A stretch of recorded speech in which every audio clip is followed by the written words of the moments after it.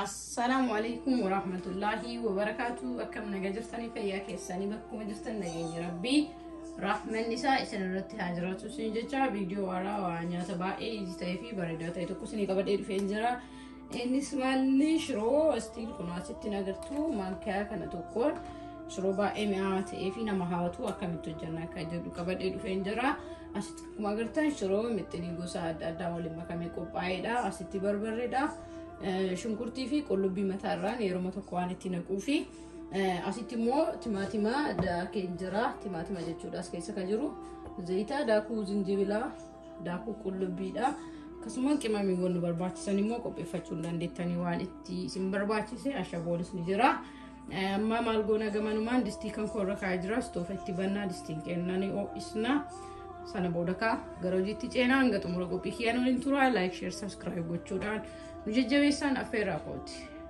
Hayyee kun olistiin kan koo o'ee jira morxiqqoon o'eeyyuu sana booda oiletti goona hanga na barbaachisa jettan itti godhattu.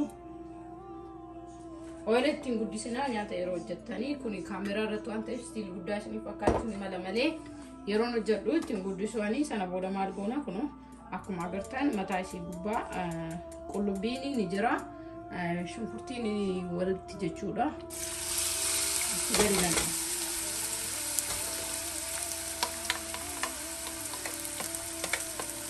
nyaata baay'ee shiroon kun baay'ee jaaladhaan yeroo daddaffi yeroo muddama qabu ni hojjedha jechuudha maaliif baay'ee iiziidha yeroo nama gaafatu akkasuma baay'ee mi'aayi akkuma agartan shunkurtii hanga maatii keessaniitiin moora ofiitti guddistanii baay'ee bareeda maaliif harka caalu shunkurtiidhaa fi timaatimiidhaan waan hojjetamu malee shiroo akkuma isiniif jedhe shiroo baay'ee xiqqoo ta'e fayyadamna.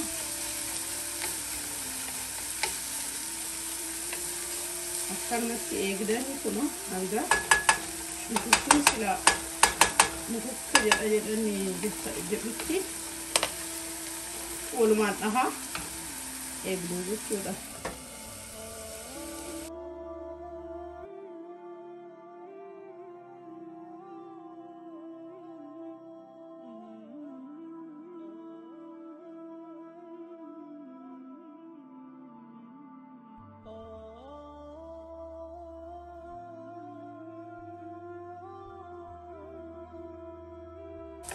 darbee shunkurtiin akka waan diimatu keessaa fakkaatu oila qofa waan qabuuf waan bishaan hin qabnee fi barbarree maankaa tokko qopheessee jira maankaa tokko qofa ittiin godhadha maaliif baay'ee xiqqoo hojjedha stiilontu kun akkuma soosiitii soosii wantoota adda addaatiin yoo godhattan hojjettu waan ta'eef garuu garaagarummaa qaba isa qofaa miti jechuudha.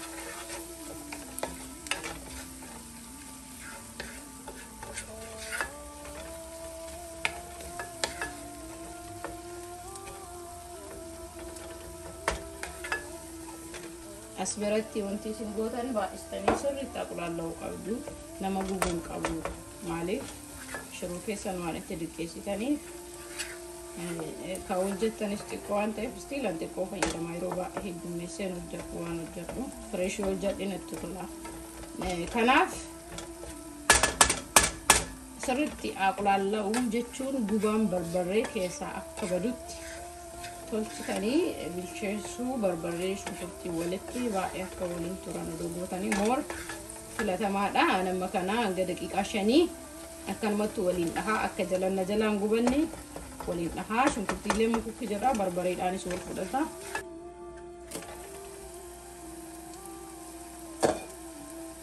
Hayyee kun amma akkuma siin jedhan daqiiqaa 5 shayyuu caalchituu mala godin jira yeroo kan hundayyuu bishaan fayyadamne so amma maal goona timaatima daakee jira isin jedhee maashina fayyadame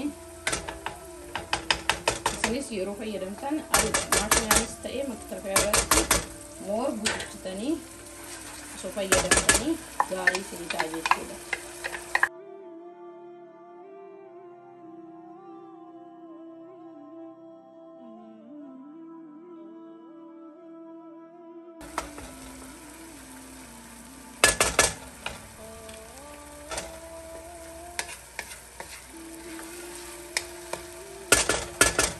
egaa kanatti waliin dhoofnee toshinee booda maal goonaa ashaboo hanga silaan barbaachisa jennee itti goonaa jechuudha. An kana tokkoon fayyadamee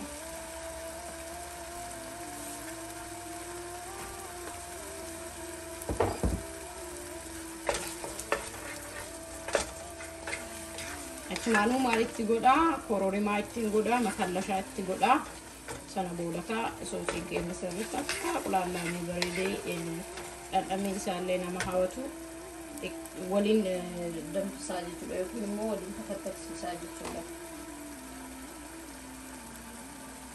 Yoo kunuun guddistan kennu ergaa jirtu waan ani itti godhu an maankaan kiyyaa nambara waan qabuuf hin beekaa jechuudha. Soosii kanaaf qimamii nagamee agagahu hundumaafuu kan hojjedhu nambara maankichaa waan fayyadamuuf itti na jalaan guddatu jechuudha gabaabumatti.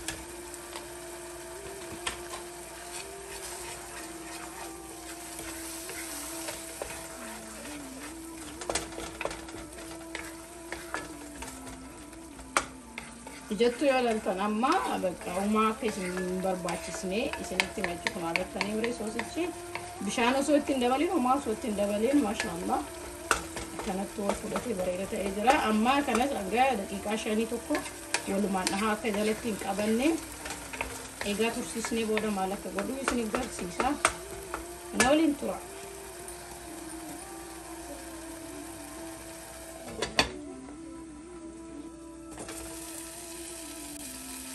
Kuno maashaallah kajaajila ta'ee jira. Amma maal goona asirratti teestii waan hundaa solaaltanii moor filatamaadha. Booda irralee ilaaluu hin dandeessu garuu ammoo solaaltanii bareeda. Maaliif wal fudhatee yeroo tokko irratti bareeda. Bishaan agaraa jirtanii amma bishaan kanarraa xiqqoo hanga tokko itti godha. Bishaan kun ho'aadha. Ho'aa fayyadamtanii bareeda. Kun agartanii sanurraa hambisee bishaan waan aganaa itti gootanii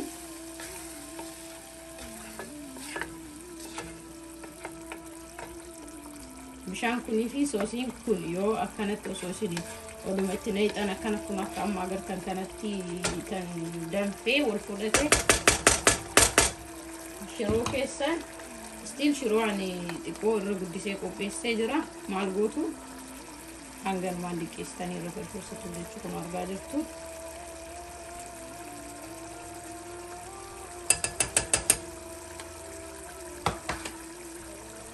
Sana booda waliin dhooftu daakuun shiroo kun keessa akka badu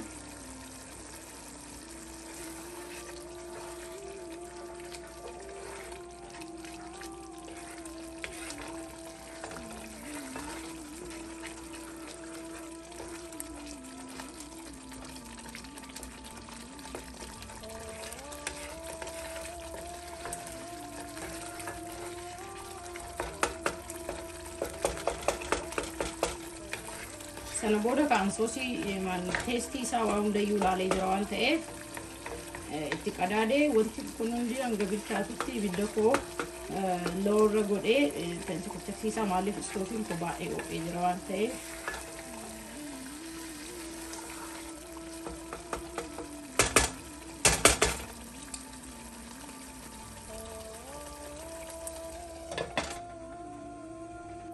hayyee kunoo amma maashaallah kun agartan ibidda koo jala laaffisee geessee jira. San booda maal goona stiil qubumaan akkanatti makallashaa mataa isiirra firfirsinaa jechuudha. San booddee ibidda irraa cufnee teestii wajji ilaallaa waliin turaa. hayyee kunoo akkuma agartan shiroo kan koo kaadhaa ittoo koo kaadhaa hojjedhee qopheessee jira. Maal goona teestii isaa wajji ilaallaa. Bismillaahi.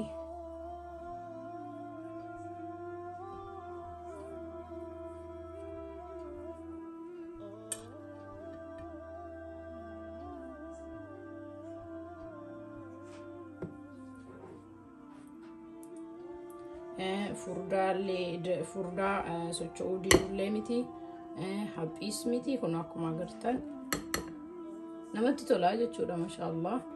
Bismillah mee teestii isaa isiniif ilaala.